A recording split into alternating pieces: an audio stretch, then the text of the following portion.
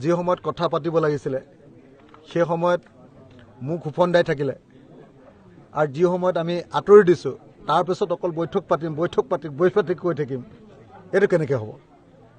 যেতিয়া আমি কৈ আছিলোঁ যে আহক বহি লওঁ, আমি বিজেপিক খৰুৱাওঁ, একেলগে কথা পাতোঁ, আপোনালোকে আমি 25,000 ভোট পোৱা, কংগ্ৰেছে 5,000 ভোট পাইছিলে, আমি 25,000 ভোট পাইছিলোঁ, ডিএমঅ সমষ্টিক বিচাৰিছে দি দিছোঁ, যাওক লৈ লওক, আমি বিজেপিক খেদিব লাগে, আমি এৰি দিছোঁ। কিন্তু আমি 15টা সমষ্টিৰ ভিতৰত মাত্ৰ 4টা পালোঁ আৰু তাৰ পাছত পঞ্চমখন আসন বিচাৰিছিলে যে ডিংটো দিয়ক, এৰি নিদিয়ে। এনেকুৱা ধৰণৰ দাদাগিৰিয়েতো আৰু ৰাইজৰ দলৰ লগত নোৱাৰিব। এইবোৰ অসম গণ পৰিষদৰ লগত পাৰিব আৰু কেইবাটাও এনেকুৱা ধৰণৰ আঞ্চলিক দল আছে নহয়, তেওঁলোকৰ লগত পাৰিব পাৰে, আমাৰ লগত নোৱাৰে। আমি হ'লো স্বাভিমানী জাতীয়তাবাদী আঞ্চলিক শক্তি আৰু প্ৰগতিশীল শ্ৰমজীৱী মানুহৰ পক্ষত, দুখীয়া মানুহৰ পক্ষত থকা হিমন্ত বিশ্ব শৰ্মাক ৰঙা চকু দেখুৱাব পৰা আঞ্চলিকতাবাদী শক্তি। আমি কি কেয়াৰ কৰিম?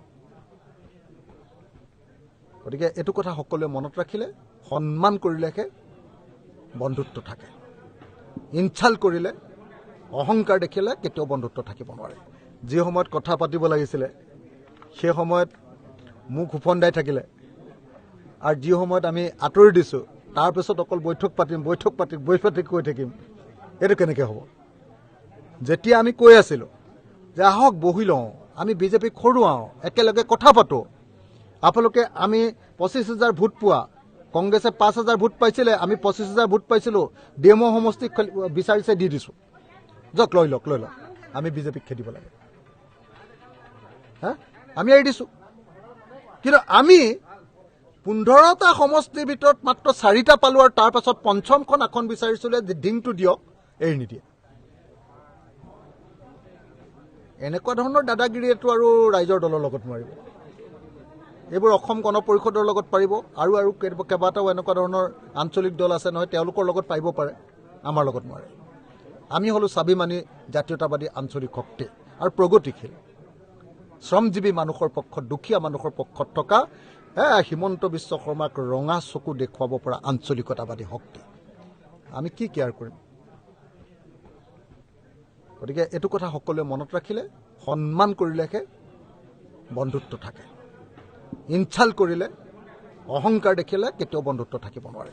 যি সময়ত কথা পাতিব লাগিছিলে সেই সময়ত মুখ উফন্দাই থাকিলে আৰু যি সময়ত আমি আঁতৰি দিছোঁ তাৰপিছত অকল বৈঠক পাতিম কৈ থাকিম এইটো কেনেকৈ হ'ব।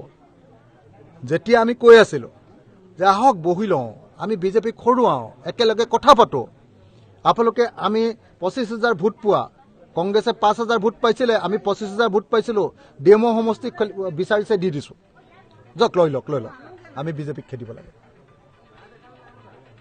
আমি এৰি দিছোঁ। কিন্তু আমি 15টা সমষ্টিৰ ভিতৰত মাত্ৰ 4টা পালোঁ আৰু তাৰ পাছত পঞ্চমখন আসন বিচাৰিছিলে যে ডিংটো দিয়ক, এৰি নিদিয়ে। এনেকুৱা ধৰণৰ দাদাগিৰিয়েতো আৰু ৰাইজৰ দলৰ লগত নোৱাৰিব। এইবোৰ অসম গণ পৰিষদৰ লগত পাৰিব আৰু কেইবাটাও এনেকুৱা ধৰণৰ আঞ্চলিক দল আছে নহয়, তেওঁলোকৰ লগত পাৰিব পাৰে, আমাৰ লগত নোৱাৰে। আমি হ'লো স্বাভিমানী জাতীয়তাবাদী আঞ্চলিক শক্তি আৰু প্ৰগতিশীল শ্ৰমজীৱী মানুহৰ পক্ষত, দুখীয়া মানুহৰ পক্ষত থকা হিমন্ত বিশ্ব শৰ্মাক ৰঙা চকু দেখুৱাব পৰা আঞ্চলিকতাবাদী শক্তি। আমি কি কেয়াৰ কৰিম?